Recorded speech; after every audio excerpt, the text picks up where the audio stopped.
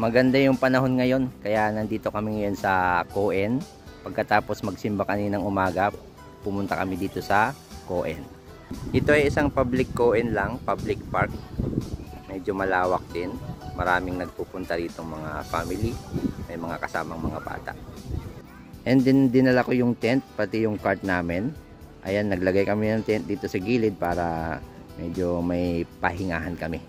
Habang yung dalawang bata ay naglalaro dun sa taas ng playground.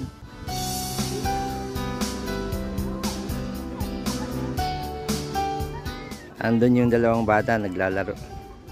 Umaakyat sa parang bridge, hanging bridge.